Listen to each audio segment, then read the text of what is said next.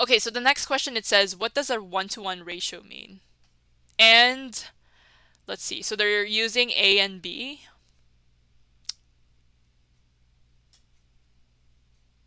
Yeah, it says quantities are numerically equal if the ratio is 1-to-1. And they're saying the ratio 1-to-1 means that one part of A is equal to the equivalent of one part of B, which is right. But let me give you a real life example because I like using real life examples to learn math. Just a straightforward example. Let's say you need 5 teachers, right? Okay, so you need 5 teachers.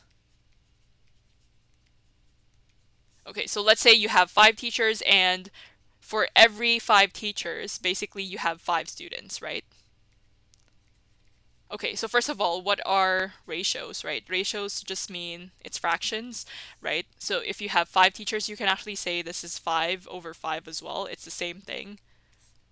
Because ratio is just part of something, right? That's what ratios are for. So you have 5 teachers and you have 5 students, right? So that means for every 5 teachers, you need exactly 5 students, right? So in that case, when you have 5 and 5, you can actually reduce this, right, into 1, right? Because 5 divided by 5 is 1. Because remember what I said, when you have fractions and ratios are fractions, um, you can actually simplify this, right? 5 divided by 5 would give you 1, and 5 divided by 5 would give you 1. So it's a 1-to-1 ratio. So the ratio between teachers and students, it's 1-to-1. Does that make sense? For every one teacher, you need one student. That's what it means, right? Simple as that. Okay. And let's say it's not talking about 1-to-1, right? So let's say, I'm just trying to think what kind of example we can use. Let's say we're trying to bake a cake, right? Um, yeah, so some of you may not have baked a cake yet or whatever that is, but let's say you're trying to bake something, because I mean baking is math in that sense.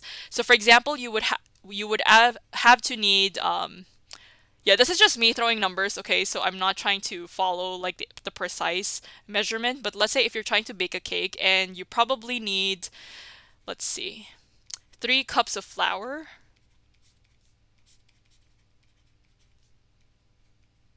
This is probably a lot. Okay, 3 cups of flour, and basically this is, okay, because I wanted this to be a common factor, right? I'm just gonna say 6 cups of, I don't know, milk, for example. Okay, so you have 3 cups of flour and you need 6 cups of milk, right? So in that sense, if you're using 3 cups of flour and that's 6 cups of milk, you can actually reduce this into terms, right? So 3 divided by 3, this would give you 1, and then you have 6 divided by 3, which would give you 2, right? So when you're trying to bake a huge cake, you would have to use 3 cups of flour for every 6 cups of milk, right? But when you're trying to bake a smaller cake, right, you can actually manipulate, or you can change up your numbers or measurements to a smaller quantity, but you need to keep that ratio consistent.